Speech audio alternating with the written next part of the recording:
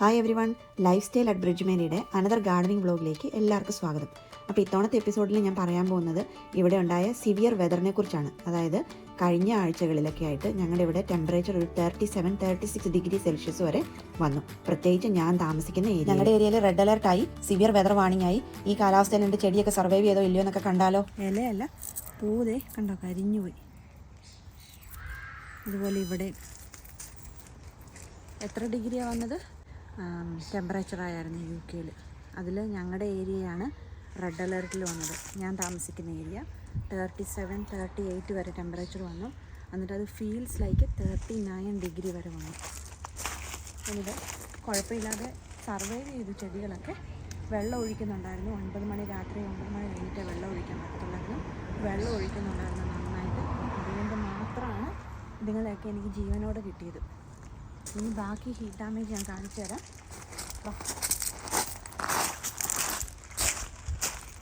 ഇത് കണ്ടോ,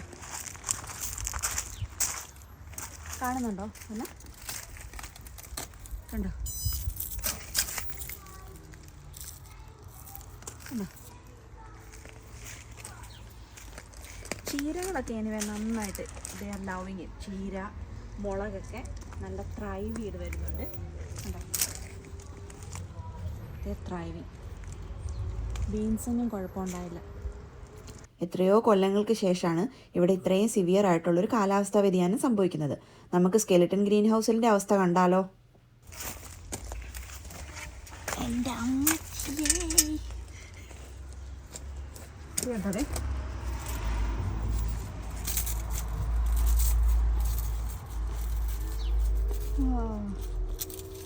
കണ്ടോ,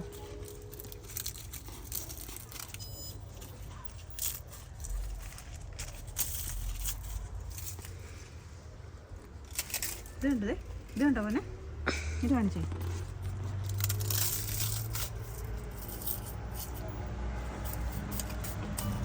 എൻ്റെ റണ്ണർ ബീൻസൊക്കെ അങ്ങനെ ഇലയൊക്കെ അങ്ങനെ കരിഞ്ഞു പൊടിഞ്ഞു പോയായിരുന്നു. പിന്നെ റെഗുലറായിട്ട് എന്നും ഞാൻ ഡ്യൂട്ടി കഴിഞ്ഞ് വന്ന് 9 മണി വരെ രാത്രി നോക്കിയിരുന്ന് കഴിഞ്ഞിട്ട് സൂര്യനൊന്ന് താന്ന് കഴിഞ്ഞിട്ട് എന്നിട്ട് നന്നായിട്ട് വെള്ളം ഒഴിച്ചു കൊടുത്താണ് എനിക്ക് എൻ്റെ ഗാർഡൻ ഇതുപോലെ ജീവനോടെ തിരിച്ചു കിട്ടിയത്. അല്ലെങ്കിൽ ഉറപ്പായിട്ടും എല്ലാം കരിഞ്ഞു പോയേനെ. പിന്നെ അത് സ്ക്വാഷ് ചെടിയാണ്. അത് ചെറിയൊരു സ്ക്വാഷ് ഉണ്ടായിട്ടുണ്ട്. മല്ലിയൊക്കെ കുഴപ്പമൊന്നും ഇല്ലാതിരുന്നു കേട്ടോ. മല്ലിക്കൊന്നും ഞാൻ കാര്യമായിട്ട് വെള്ളം ഒഴിച്ചു കൊടുത്തില്ല. എന്നാലും അതിനൊന്നും വലിയ കുഴപ്പമൊന്നുമില്ല. എനിക്കൊന്നും അതൊക്കെ ട്രോപ്പിക്കൽ പ്ലാന്റ്സ് ആയതുകൊണ്ടാണോ എന്താണോ എനിക്കറിയത്തില്ല, മല്ലിക്ക് കുഴപ്പമൊന്നുമില്ലായിരുന്നു. മല്ലിയുടെ ഫ്ലവറിങ് സ്റ്റേജൊക്കെ കഴിഞ്ഞ അടുത്ത് ഇനിയിപ്പോൾ ഉടനെ തന്നെ അത് നല്ല ഒരു ബ്രൗൺ കളറിലേക്ക് എത്തും. പിന്നെയാണെങ്കിലുണ്ടല്ലോ, ചെടികളൊക്കെ ഒന്ന് പൊക്കം വെച്ച് വലിയ കുഴപ്പമില്ലാതെ ആയതോടുകൂടി കുറുക്കൻ്റെ ശല്യം ഒരു ഇച്ചിരി കുറഞ്ഞിട്ടുണ്ട്. എന്നാലും അങ്ങനെ സേഫ് സോണിലൊന്നും ആയിട്ടില്ല. എനിവേ എൻ്റെ ഫോക്സ് റിപ്പല്ലൻ്റ് ഞാനൊരു 2 വീക്സ് കൂടുമ്പോൾ ചാർജ് ചെയ്ത് വെക്കാറുണ്ട്. അങ്ങനെ ഞാനത് ചാർജ് ചെയ്യാനായിട്ട് അകത്തോട്ട് പോവുകയാണ്. ആ പോണ വഴി തന്നെ ഞാൻ ബാക്ക് ഗാർഡനും കൂടെ കാണിച്ചു തരാം. ബാക്ക് ഗാർഡനിൽ അത്ര സിവിയർ ഡാമേജ് ഒന്നും സംഭവിച്ചിട്ടില്ല. എന്നാലും സീനിയാപ്പൂവിൻ്റെ പരുവം കണ്ടോ, അത് ശരിക്കും നല്ല ചുമന്ന കളറിൽ നന്നായിട്ട് വിടുന്നു കണ്ടോ. അതൊരുമാതിരി ശോഷിച്ചരണ്ട് വല്ലാതെയാണ് പൂവായിട്ട് വന്നത്. അത് കണ്ടിട്ട് എനിക്ക് ശരിക്കും സങ്കടം വന്നായിരുന്നേ. പിന്നെ നമ്മുടെ സ്ട്രോബെറി ഇല്ലായിരുന്നു, ഞാൻ റണ്ണേഴ്സിനകത്തുനിന്ന് ഒരു ചെടി ഉണ്ടാക്കിയിട്ടില്ലായിരുന്നോ, അതെനിക്ക് തോന്നുന്നു ഞാനത് കട്ട് ചെയ്ത് വിടണ്ടായിരുന്നെന്നാണ് എനിക്ക് തോന്നുന്നത് കേട്ടോ. എനിവേ അത് ചത്തിട്ടൊന്നുമില്ല, കുഴപ്പമില്ലാതൊക്കെ നിൽപ്പുണ്ട്. കണ്ടില്ലേ, ഞാനത് കട്ട് ചെയ്ത് വിട്ടു. അത് കട്ട് ചെയ്ത് വിടരുതായിരുന്നെന്നായിരുന്നു എനിക്ക് തോന്നുന്നത്, എസ്പെഷ്യലി ഈ ഹീറ്റ് വേവും കൂടെ ഉണ്ടായിരുന്ന കാരണം. പക്ഷെ കുഴപ്പമൊന്നുമില്ല. ഇനി സ്ട്രോബെറി ചെടിക്കൊന്നും വേറെ കുഴപ്പമില്ല. എനിവേ ആ റണ്ണർ പോവുകയാണെങ്കിൽ അടുത്തതേ ഒരെണ്ണം വേറൊരെണ്ണം റെഡി ആയിട്ട് വരുന്നുണ്ട് കണ്ടോ. ആ വരുന്നതാണ് സ്ട്രോബെറി റണ്ണർ. അപ്പം അത് ശരിയായില്ലെങ്കിൽ അടുത്തത് നമുക്ക് ശരിയാക്കിയെടുക്കാം. പിന്നെ ഉണ്ടല്ലോ, ആ റോസയ്ക്ക് ഞാൻ കഴിഞ്ഞ ദിവസം മുടി വെട്ടി കൊടുത്തില്ലായിരുന്നോ, അവിടെ നല്ല വെള്ളാരങ്കല്ലൊക്കെ വിരിച്ച് ഒന്നും കൂടെ വൃത്തിയാക്കിയിട്ടുണ്ട്. അടുത്തത് ഞാൻ കാണിച്ചു തരാം. എൻ്റെ കർണംപൊട്ടി മുളകയിലൊക്കെ മുളകുണ്ടാകാൻ തുടങ്ങിയിട്ടുണ്ട്. പിന്നെ ദേ ഒരു വലിയ മുളക് ദേ അവിടെ ഉണ്ടായിട്ടുണ്ട്. അതാണ് ആദ്യം ഉണ്ടായത്. ഈ മുളകിൻ്റെ പേര് സ്കോച്ച് ബോണറ്റ് എന്നാണ്. നാട്ടിലെ കർണംപൊട്ടി എന്നാണ് പറയുന്നതെന്നാണ് എനിക്ക് തോന്നുന്നത്. ഈ മത്തങ്ങ,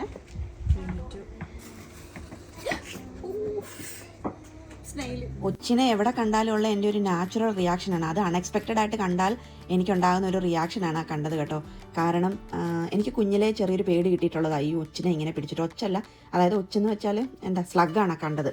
അപ്പം ഞാൻ കുഞ്ഞായിരുന്നപ്പോഴത്തേക്കിനും ഞങ്ങളുടെ പാത്രത്തിൻ്റെയൊക്കെ ഇടയ്ക്ക് ഇത് വന്നിരിക്കത്തില്ലേ, നമ്മുടെയൊക്കെ വീട്ടിലെ പാത്രത്തിൻ്റെ, അങ്ങനെ മഴ പെയ്ത് കിടന്നപ്പോൾ ഒരു പാത്രത്തിൻ്റെ വങ്കിനടിയിൽ ഈ സാധനം കയറിയിരിപ്പുണ്ടായിരുന്നു. അങ്ങനെ ഞാൻ ചെറുതായിരുന്നപ്പോൾ അതേ കയറി പിടിച്ച് അന്ന് കിട്ടിയ ആ ഞെട്ടൽ, ആ സെയിം ഞെട്ടലാണ് ഇപ്പോഴും കണ്ടത്. എനിവേ ഞാനതിനെ ചെയ്തത് എന്താണെന്ന് നിങ്ങൾ കണ്ടല്ലോ. ചെറിയ രീതിയിൽ ഉപ്പിലിട്ട് കൊടുത്തിട്ടുണ്ട്. കാരണം ഞാൻ ഒരിക്കലും സമ്മതിക്കത്തില്ല എൻ്റെ ചെടീനെ ഒന്നും ഒച്ചു കൊല്ലാനായിട്ട്. അവിടെ ഇഷ്ടം പോലെ അല്ലാത്ത വേസ്റ്റ് പ്രോഡക്ട്സ് ഈ ഗാർഡനിൽ ഇഷ്ടം പോലെ ഉണ്ട്. അതൊക്കെ തിന്നാൽ പോരെ, എന്തിനാ എൻ്റെ ചെടിയുടെ തളിരലയൊക്കെ നിബിൾ ചെയ്യുന്നത്? എനിവേ അതൊരു സൈഡിൽ നിൽക്കട്ടെ. അപ്പം കാര്യം എന്താണെന്ന് വെച്ച് കഴിഞ്ഞാൽ വീണ്ടും അവിടെ മത്തങ്ങ കിളുത്ത് വന്ന്, എനിക്കറിയത്തില്ല ഇതുപോലെ മാജിക്കാണോ എന്ന്.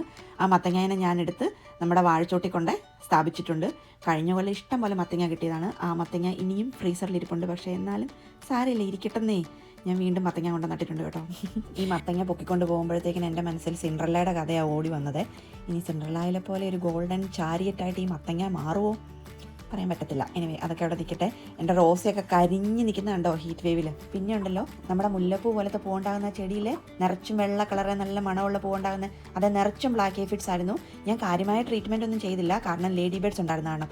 കണ്ടില്ല, ആ ലേഡി ബേഡ്സ് ആ ബ്ലാക്ക് ഏഫിഡ്സിനെ മുഴുവൻ തിന്ന് ആ ചെടി എനിവേ സർവൈവൽ മോഡിലേക്ക് പോവാണ്. പിന്നെ ആ മറ്റേ കാട്ടുചെടിയല്ല, ആ ബുഷ് ചെടീനെ പറിച്ച് കളഞ്ഞതോടുകൂടി ആ മുല്ലപ്പൂച്ചെടിക്കൊരു എന്താ പറയുന്നത് ശ്വാസം വിടാം ഇനിയിപ്പം. ഇതിൻ്റെ ഇടയ്ക്ക് പെട്ടെന്ന് തിരക്കിട്ടൊരു മഴ വന്നു പോയി കേട്ടോ. കണ്ടില്ലേ, അത്രേ ഉള്ളായിരുന്നു ആ മഴ അങ്ങ് വന്നിട്ട് പോയി. ഇനി ഞാനൊരു പരിപാടി ചെയ്യുവാണ്. വീണ്ടും ഒരു ചെറിയ അഴിച്ചുപണി നടത്തുവാണ്. ആ വലിയ ചട്ടിക്കകത്ത് ഒരു ഇഞ്ചിച്ചെടിയായിരുന്നു. ഇഞ്ചിയാണെന്നും പറഞ്ഞുകൊണ്ട് എനിക്കെൻ്റെ മാനേജർ തന്നതാണ്. പക്ഷേ എനിക്ക് എന്തോ അത് ഇഞ്ചിയാണെന്നൊന്നും തോന്നുന്നില്ല. അപ്പോൾ അതിനകത്തൊരു കുഞ്ഞ് പച്ചമുളക് തൈ ഉണ്ടായിരുന്നു. ആ പച്ചമുളക് തൈനെ പറിച്ച് മാറ്റി നട്ടിട്ട് നമ്മുടെ വെള്ളരിക്കായില്ലായിരുന്നോ, വെള്ളരിക്കാനെ മാറ്റി നടണം, അല്ലേ ശരിയാകത്തില്ല. ഞാൻ കാശ് കൊടുത്ത് മേടിച്ചത്, ചുമ്മാ അവിടെ അങ്ങനെ വെച്ചിരിക്കുമല്ലായിരുന്നു. അങ്ങനെ ആ വെള്ളരിക്ക ഞാൻ മാറ്റി നട്ടു. അവിടെ എല്ലാം നേരം ഒരു ഇച്ചിരി വൃത്തികേടായിരുന്നു. അതെല്ലാം ഞാൻ നന്നായിട്ട് തൂത്ത് വാരി മാറ്റിയിട്ട് ഇനി അടുത്തത് വളപ്രയോഗമാണ്.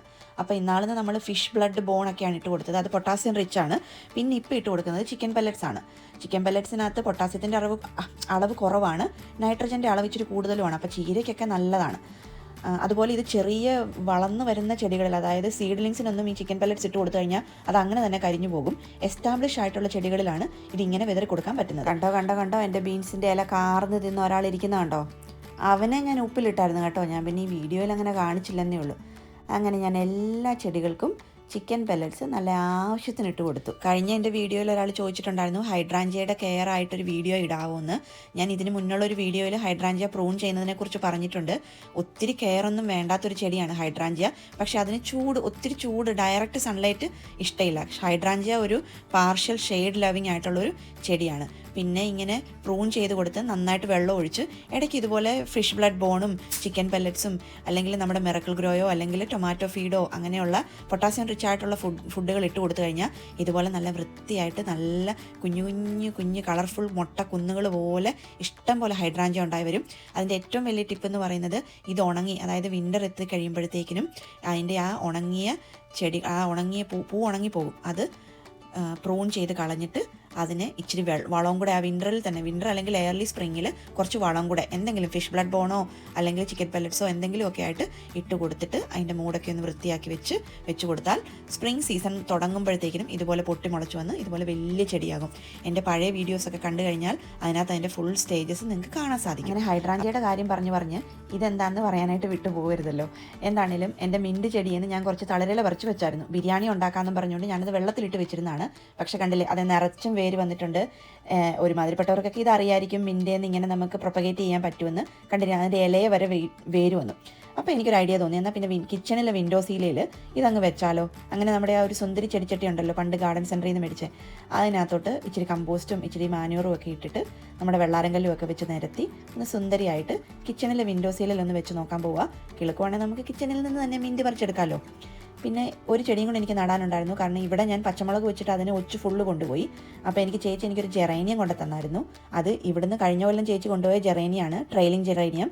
പക്ഷേ ഞങ്ങളുടെ വീട്ടിൽ നശിച്ചു പോയി. ചേച്ചി അതിനെ ലുക്ക് ആഫ്റ്റർ ചെയ്തു. അങ്ങനെ മുളകിരുന്ന സ്ഥാനത്ത് ഞാൻ ആ ജെറേനിയം വെച്ചു. അപ്പോൾ ഇനി വേറെ കാര്യങ്ങളൊന്നും പറയാനില്ല, വീഡിയോ ഒത്തിരി വലിച്ചു നീട്ടുന്നില്ല. ഒരു അടിപൊളി വീഡിയോ ആയിട്ട് അടുത്ത ആഴ്ച വീണ്ടും കാണാം. Thank you so much for watching. Thank you for subscribing to my channel. See you soon.